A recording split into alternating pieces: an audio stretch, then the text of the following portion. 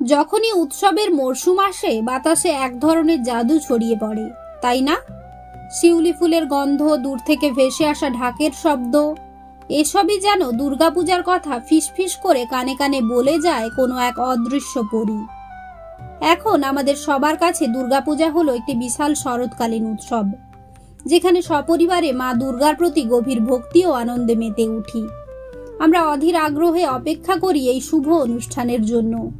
কিন্তু আপনারা কি কখনো ভেবে দেখেছেন কেন আমরা দুর্গা দেবীর পূজা বছরে 2 বার করি, যেখানে বেশিরভাগ দেবদেবীর পুজো বছরে 1 বার হয়?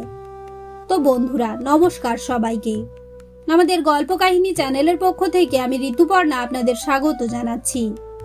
আজ আমি আপনাদের সাথে একটি সুন্দর মর্মস্পর্শী গল্প ভাগ করে নিতে চাই।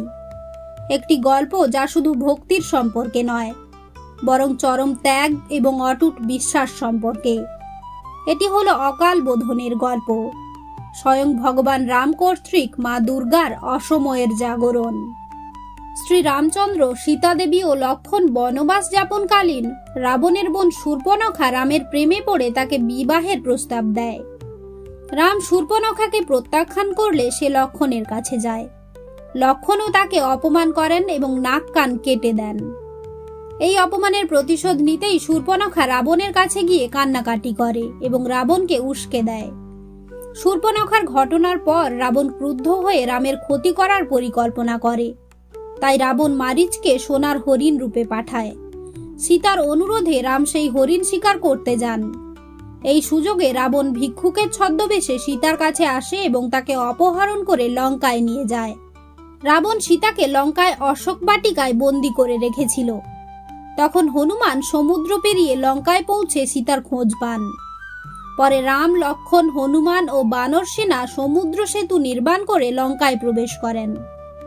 লঙ্কায় প্রবেশ করে রামের বানর সেনা এবং রাবণের শক্তিশালী রাক্ষস বাহিনীর মধ্যে যুদ্ধ চলে। দিনের পর দিন ভয়ানক যুদ্ধ চলতেই থাকছিল। রাম তার ঐশ্বরিক শক্তি থাকা সত্ত্বেও দীর্ঘস্থায়ী যুদ্ধের এবং তার সেনাবাহিনীর দুঃখ কষ্টের ভার অনুভব করছিলেন। তার সৈন্যদের মনোবল কমতে শুরু করেছিল।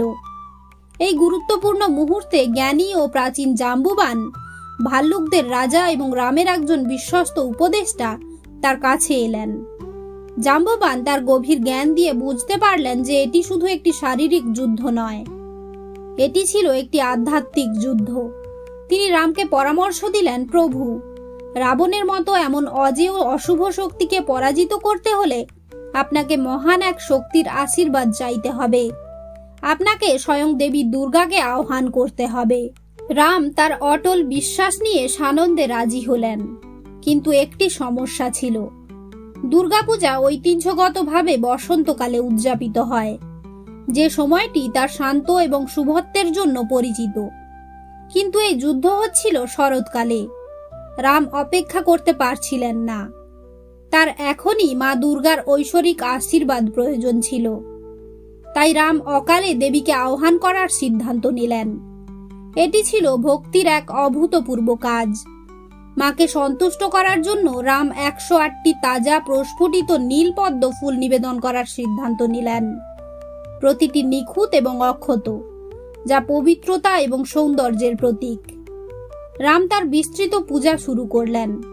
প্রতিটি পবিত্র মন্ত্র উচ্চারণের সাথে, প্রতিটি প্রার্থনার সাথে তিনি মা দুর্গাকে একটি করে নীলপদ্ম নিবেদন করলেন। তার হৃদয় এবং আত্মাকে পূজার মধ্যে ঢেলে দিলেন। তিনি শেষের দিকে চলে এসেছিলেন। আর মাত্র একটি পদ্মফুল বাকি ছিল, যা 108-এর পবিত্র সংখ্যা পূর্ণ করবে। কিন্তু তখন তার চরম হতাশা নিয়ে তিনি বুঝতে পারলেন একটি পদ্মফুল নেই। দেবীর সামনে মাত্র 107টি পদ্ম পড়ে আছে। সম্পূর্ণ নিবেদন ছাড়া তিনি তার পবিত্র মানত মায়ের কাছে তার প্রতিশ্রুতি কিভাবে পূর্ণ করবেন? কিন্তু রাম কোনো সাধারণ ভক্ত ছিলেন না। তিনি তার অবিশ্বাস্য ভক্তি এবং তার পদ্ম সদৃশ্য চোখের জন্য পরিচিত ছিলেন। একটি আকস্মিক চিন্তা তার মনে জ্বলে উঠল, যা চূড়ান্ত নিঃস্বার্থতা থেকে জন্ম নিয়েছিল। যদি তার চোখ সত্যিই নীল পদ্মের মতো হয়, তাহলে তিনি পূজার জন্য নিজের একটি চোখ উৎসর্গ করতে পারেন। যখন তিনি এই অকল্পনীয় ত্যাগ করতে যাচ্ছিলেন, তখন একটি উজ্জ্বল আলো তাকে ঘিরে ধরল। মা দুর্গা তার অতুলনীয় ভক্তি এবং আক্ষরিক অর্থেই সবকিছু দিতে পারার ইচ্ছায় সীমাহীন মুগ্ধ হয়ে তার সমস্ত ঐশ্বরিক মহিমা নিয়ে তার সামনে আবির্ভূত হলেন। তার কণ্ঠস্বর শক্তি এবং ভালোবাসা দিয়ে প্রতিধ্বনিত হলো, তোমার ভক্তি আমার হৃদয় ছুঁয়েছে, তোমার ত্যাগ সম্পূর্ণ হয়েছে, তুমি তোমার পবিত্রতা এবং অটল বিশ্বাস প্রমাণ করেছ।